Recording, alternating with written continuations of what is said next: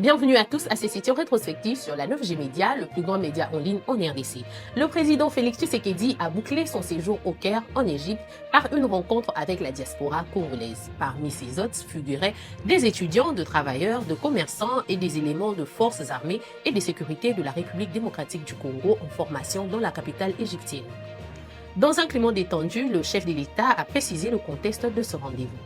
Comme je l'ai fait chaque fois que je voyage, je reçois la communauté congolaise pour échanger et savoir comment elle s'y porte dans le but de voir s'il y a moyen d'aider à faciliter les choses là où elle vit. Que ce soit au Congo ou à l'étranger, mon vœu a toujours été que tous les compatriotes vivent heureux, épanouis et libres, a-t-il déclaré. Le président de la République a ensuite répondu aux différentes préoccupations qui lui ont été posées, dont la plupart étaient orientées vers la crise sécuritaire et humanitaire dans l'est du pays. À ces sujets, il a fait le point sur les différents processus de paix, Nairobi, Luanda, Doha et Washington. Il a déploré que l'accord de paix de Luanda n'ait pas été signé en décembre 2024 à la suite de l'absence du président rwandais Paul Kagame.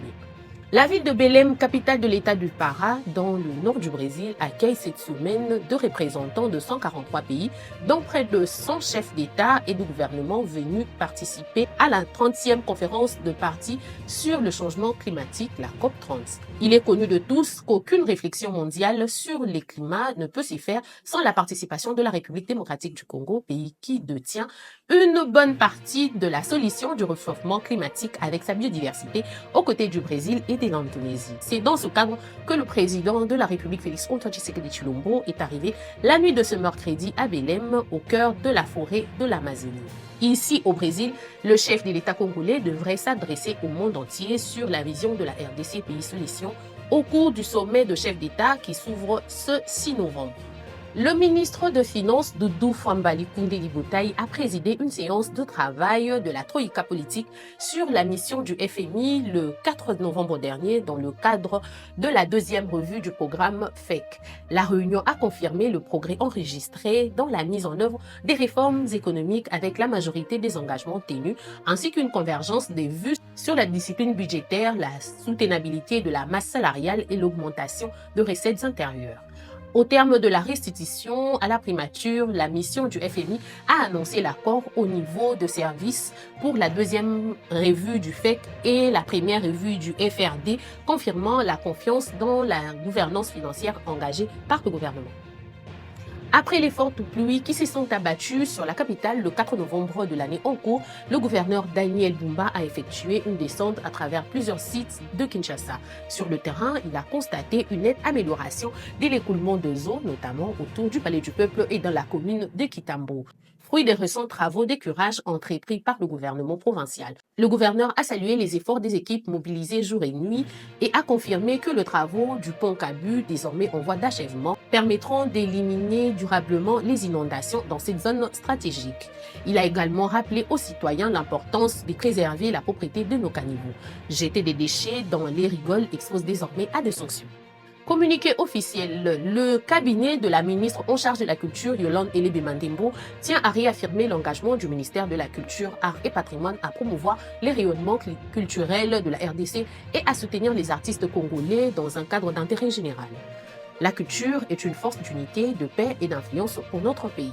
Le vice-premier ministre, ministre de l'Intérieur, Sécurité, Décentralisation et Affaires coutumières, Jacquemin Chabanilou Kobiango, a clôturé le mercredi 5 novembre à Kinshasa les conversations nationales sur la gouvernance provinciale et locale pour la prévention de l'extrémisme violent. Ces assises ont réuni les représentants de 11 provinces, ont permis d'adopter plusieurs recommandations clés pour renforcer la gouvernance locale, la cohésion sociale et la sécurité humaine dans les zones vulnérables à l'extrémisme violent. Nombreux quartiers dans différentes communes à Kinshasa sont privés de l'eau potable et font recours au fourrage. Un bidon d'eau revient à 250 francs et la population s'inquiète sur les silences de la régie des eaux qui semble dormir sur ses lauriers. Alors que la population souffre et se dit abandonnée par l'État congolais, pendant que les propriétaires de forages s'y font 2 millions, la population s'y vide du peu qu'elle gagne pourvu qu'elle ne manque pas la denrée précieuse.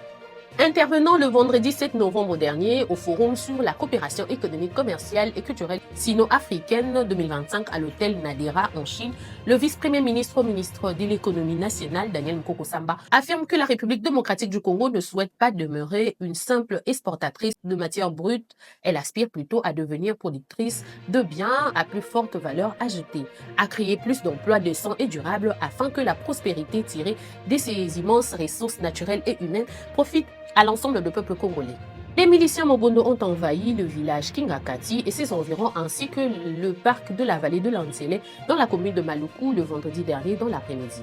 L'incursion a causé un déplacement de population et les responsables du site ont sollicité l'appui immédiat des forces armées de la RDC pour sécuriser la zone, avertissant que sans intervention rapide, le dommage pourrait être irréparable.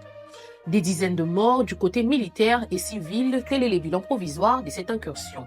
Notons que les forces armées de la République démocratique du Congo sont déjà sur place au parc de la vallée de l'Ansele à Kingakati appartenant à Joseph Kabila. Les FARDC sont déployés pour assurer le retour rapide de la sécurité et de protéger les populations. Face à cette tragédie, les responsables du parc ont annoncé une fermeture temporaire samedi et dimanche.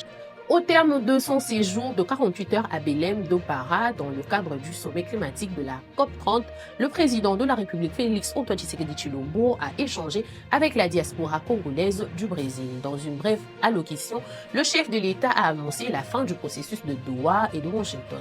Je suis heureux de vous annoncer que le processus de Doha et de Washington vont connaître un aboutissement heureux dans les prochains jours, a déclaré le président Félix Tshisekedi en Lingala, une des 4 langues nationales qui compte la République démocratique du Congo.